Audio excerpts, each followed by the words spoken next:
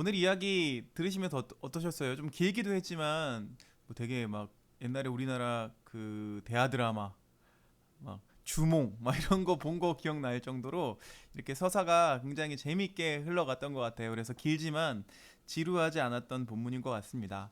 들으실 때에 지난주에 함께 나눴던 13장 말씀에서 계속 연속선상으로 이어지고 있다는 것을 좀 기억하시면서 들으시면 좋을 것 같아요.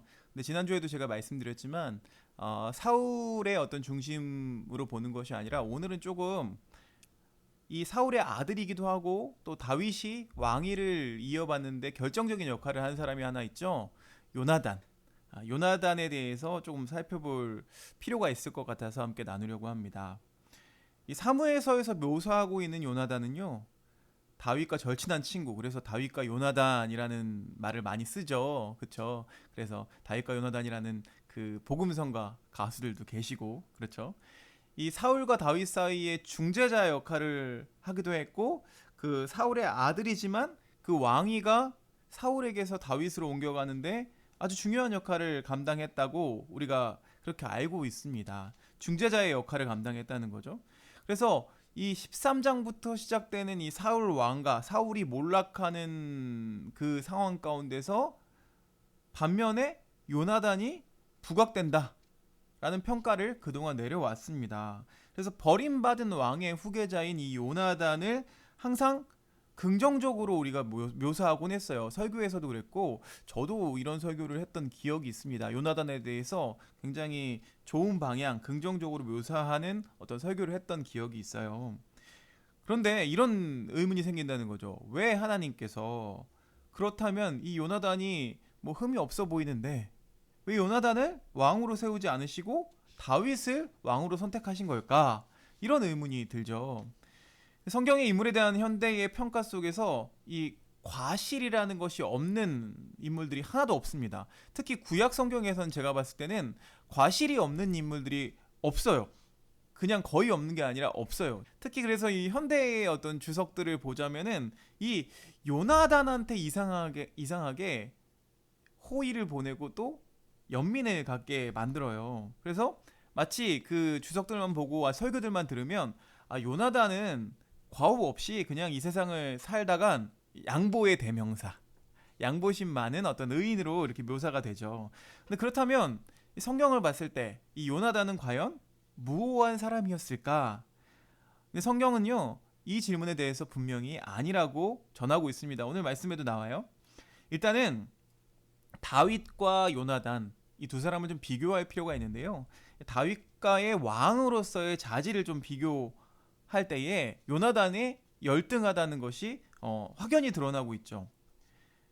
아이러니하게도 요나단이 따르고자 했던 하나님 뜻에 의하면 요나단은 그냥 버림받은 왕의 아들이에요. 그러니까 왕이 될 수가 없었습니다. 이스라엘 왕이 가지는 두 가지 중요한 직무가 있습니다. 이 당시에는요. 그러니까 그 시대마다 조금씩 왕이 가져야 될 어떤 그 기본적인 요소들이 있는데 그 직무를 수행하는 데 있어서 요나단이 적합하지 않은 성품을 가졌음을 이 성경이 간접적으로 보여주고 있는데요. 13장 말씀에도 있고요. 또 15장 말씀에도 있어요. 그러니까 이 사울이 잘못해서 사울이 버림받게 되는 것처럼 이렇게 보이는데요. 과연 이게 일단 사울에게만 한정되는 것이냐 아니면 그의 자손들까지도 포함되는 것이냐 이 내용에 대해서는 성경이 확실하게 이야기하고 있지는 않습니다. 그런데 이 사울의 실수를 보니까요. 이 사울의 실수를 깊숙이 파고들어 보니까 이 사울뿐만 아니라 그의 후계자였던 요나단이 실수를 같이 했다는 거예요. 그래서 결국 사울의 집안이 왕조를 형성할 수 없었고 다윗이 선택받게 되었다는 거죠. 자, 이 사울과 요나단이 첫 번째 했던 실수는 무엇일까요? 우리가 지난주에 함께 나눴던 말씀인데요. 사람의 눈에 합한 어떤 그런 결정을 하게 되죠. 전쟁 때에 결국에는 이 실수가 나타납니다. 백성들에게 인정받은 게 결국 이 전쟁을 통해서였기도 하지만 또 이 전쟁을 통해서 이들의 실수와 이들의 성품이 드러나게 되죠. 사울이 실수한 것처럼 보이는 이 13장 말씀을 보면 잠시 13장으로 돌아가서 근데 결국에는 이 13장에 사울이 실수할 수밖에 없는 단초를 제공하는 것이 바로 요나단이에요. 요나단이 군사 3,000명을 이제 전쟁을 위해서 어떤 모집해서 모병한 게 아니라 상비군이 있었어요. 왕국을 건설하기 위해서는 상비군이 당연히 있어야 되죠. 그 당시에는 사울이 이 중에서 2,000명을 믹마스랑 베델에 두고요. 나머지 1,000명을 요나단의 지휘하에 베냐민 기브아에 두었습니다. 그러니까 사울하고 요나단이 물론 그 병사의 숫자는 다르긴 하지만 뭔가 이스라엘의 군대를 지휘할 만큼의 지위에 이르렀다라고 우리가 알 수가 있는 거죠. 그런데 이 요나단이라는 사람을요, 그냥 우리가 다윗의 친구가 아니라, 그냥 다윗의 진정한 친구 이게 아니라 버림받은 왕의 후계자로 이해하고 성경을 보면은요, 바로 이 본문에서 이 요나단이 자질이 부족하다, 왕이 될 자질이 부족하다는 것을 발견하게 된다는 거예요. 자, 17장 말씀 보면은요, 다윗과 골리앗의 단독 전투 장면이 등장을 합니다. 근데 이 13장 14장 오늘 읽은 14장에도 나오는데 요나단이 승리하거든요. 요나단도 승리를 하는데 불완전한 승리라고 표현해요. 불완전한 승리. 그러니까 똑같은 점이 있어요. 이 다윗이 골리앗과 싸운 거랑 요나단이 그리고 블레셋과 싸운 거랑 똑같은 점이 뭐냐면 전투 초기에는 첫 번째는 이스라엘이 도망을 합니다. 그리고 그 다음에는요, 적들이 도망하고 결국에는 이스라엘의 승리로 끝나게 됩니다. 이건 공통점이에요. 이 전투 능력에 있어서 이스라엘 왕이 되려면요, 이 전투 능력을 가지고 있어야 되는데 전투 능력은 가지고 있는 것처럼 보여요. 근데 이 두 가지 이야기 가운데 공통점이 등장하지만 또 차이점이 등장을 합니다. 뭐냐면 요나단이 특별한 이유 없이 이 블레셋 수비대를 공격해요. 그러니까 좀 그 전쟁에 나갈 때는 지략이 있어야 되죠. 근데 지략이 없이 그냥 블레셋 수비대를 공격을 해서 엄청난 위협을 초래하게 되는 거죠. 이스라엘 백성에게 위협이 됩니다. 근데 골리앗과 싸울 때 다윗과는 분명히 대조가 되는 거죠. 그리고 골리앗과 싸우러 나갈 때 다윗은요, 여호와의 이름을 모독하는 골리앗을 죽임으로써 온 땅으로 하여금 여호와께서 이스라엘과 함께 하심을 알게 하기 위해서 전쟁에 나갑니다. 근데 요나단은요, 이 어설프게 적진에 들어갔다가 오히려 블레셋 사람들의 엄청난 보복과 증오를 가져오게 된다는 거죠. 그래서 이 전쟁에서 승리해야 되는 그 왕의 자질을 고려해 볼 때 요나단에게는 좀 급한 마음들, 좀 이렇게 부족한 성품이 보였다는 거예요. 그리고 군사적 리더십에 있어서 다윗이 요나단보다는 훨씬 월등했다는 것을 보여주고 있다는 거죠. 사울이요, 13장에서 사무엘의 명령을 지키지 못하죠. 근데 이게 바로 결국 이 요나단이 특별한 이유 없이 공격을 해가지고 블레셋 사람들이 화가 난 거예요. 그래서 막 쳐들어오려고 하니까 그게 두려워서 이 사울의 첫 번째 실수에 큰 배경을 제공한 것이 요나단이었다는 거죠. 우리가 그냥 지나갈 수 있는, 간과할 수 있는 문제였는데 이 부분을 성경은 분명하게 이야기하고 있습니다. 자, 요나단의 실수에 대해서 조금 더 좀 들어가 볼까요? 자, 요나단이 14장 말씀 보니까요, 14장에서도 또 실수를 해요. 14장에서 이제 사울이 잘못했으니까 사울이 금식령을 선포합니다. 근데 이 금식령을 요나단이 듣지 못하게 돼요. 듣지 못하고 범하게 됩니다. 금식을 하지 않죠. 그리고 이 전쟁이 끝나지 않았는데도 노획물을 잡아가지고 피까지 먹는 범죄를 저지르는 어떤 그 배경을 제공을 하죠. 자기는 그렇게 큰 죄를 진 것 같지 않은데 요나단은 항상 뭔가 범죄를 저지르도록 이렇게 배경을 제공하는 역할을 해요. 그래서 사울과 요나단 부자가 서로에게 왕으로서 자질에 어떤 큰 상체기를 내는 중요한 계기가 바로 이 14장 말씀에 있습니다. 요나단이요, 자기 죄를 인정해요. 인정하는 모습 참 좋죠. 근데 그 백성들이 이 요나단을 죽이지 말아달라고 신원하죠. 신원해가지고 결국에는 목숨을 구하게 되지만 과연 이 백성들이 죽이지 말라고 신원했다고 해서 과연 모든 문제가 해결될 수 있는 것인가? 라는 우리가 의문을 품게 됩니다. 이 요나단의 실수가 결국 번제에 대한 실수도 있고 또 오늘 이 말씀 14장에서 본 것처럼 이 사울이 이야기한 금식령을 어기고 과연 이스라엘을 다스릴 왕으로서 어떤 자질을 가지고 있느냐 라는 것에 대해서 다시 한번 생각해 볼 필요가 있다는 거죠. 전쟁을 시작한 것도 요나단이었고 이 전쟁을 끝낸 것도 사실 요나단이었습니다. 이 요나단이 무모한 용기로 인해서 야기된 위기였지만 14장 말씀 보니까 결국에는 이스라엘이 승리는 가져와요.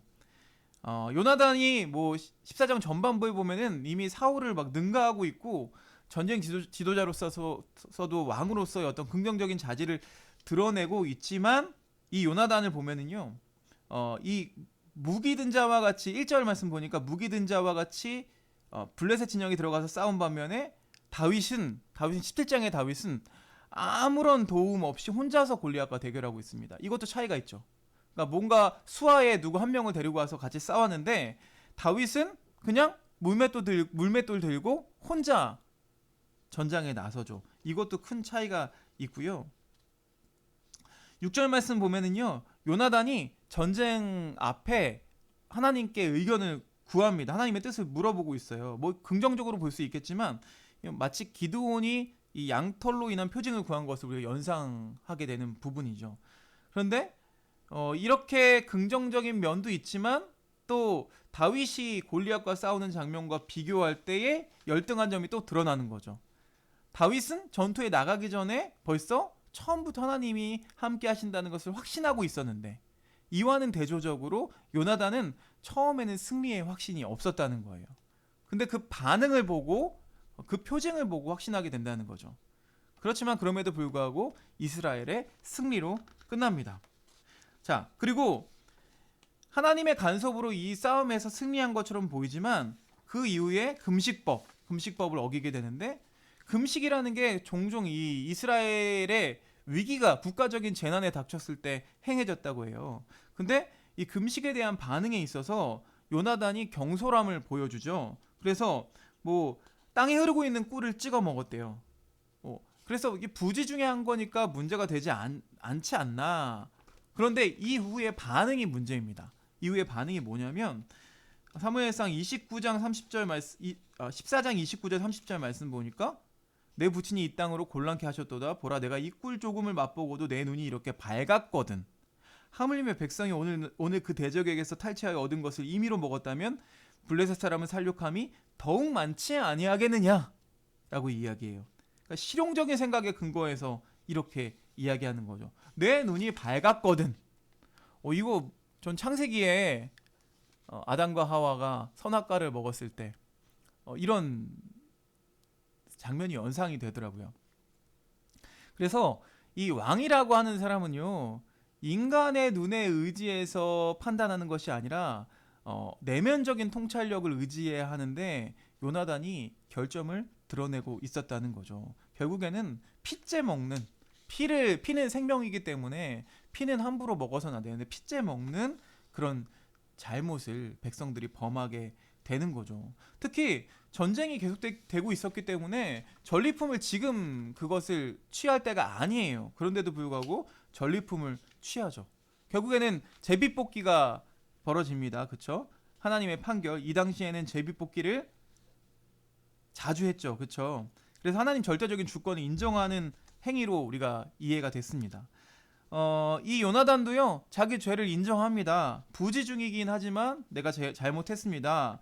그래서 겸손한 자다라고 이렇게 평가를 하는데 결국에는 이 경솔함이죠. 사실은 경솔함이죠. 경솔함과 부주의 때문에 이 이상적인 왕의 모습은 분명히 아니었습니다. 이 14장 말씀을 통해서 이 사울의 통치가 결국에는 끝나는 것으로 보여져요. 15장에서는 결정적으로 아주 다 끝나버리죠. 15장에서 보니까요, 뒤에 보니까 그런 내용이 나와요. 이 사무엘을 붙잡죠. 사울이 사무엘을 붙잡는데 이 옷이 찢어져요. 옷이 찢어지는 표현이 뭘까라고 제가 좀 찾아봤는데요. 이 옷이 찢어졌다는 표현이 히브리어로 카라, 그러니까 이스라엘 나라를 왕에서 떼어서, 그러니까 떼다는 표현이에요. 그러니까 이제 왕권을 떼어버린다는 거죠. 사울의 어떤 가지고 있던 왕권을 떼어버린다는 표현이고요. 이 15장 말씀에 아주 중요한, 우리가 잘 알고 있는 말씀이 나오죠. 순종이 제사보다 낫다 라는 표현 잘 우리가 들어봤잖아요.